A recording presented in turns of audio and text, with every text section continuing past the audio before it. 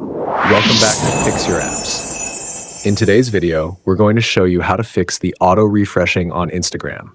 It can be super annoying when your feed keeps refreshing on its own, but don't worry, we've got a simple fix for you. Make sure to hit that subscribe button for more app tips and tutorials. Step 1. First, let's start by opening the settings menu on your Android device. You can do this by tapping the gear icon on your home screen or in the app drawer. Step 2. Now scroll down and select the Apps section. This is where you'll find a list of all the apps installed on your device. Step 3. Next, scroll through the list and look for Instagram. Once you find it, tap on it to open the app settings. Step 4. In the Instagram settings, locate the option that says Mobile Data and Wi-Fi and select it. This will take you to the settings that control how Instagram uses data.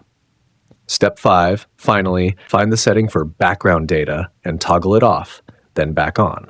This simple action may fix the auto-refreshing issue and help you enjoy a smoother experience on Instagram. And that's it. Thanks for watching, and see you in the next video.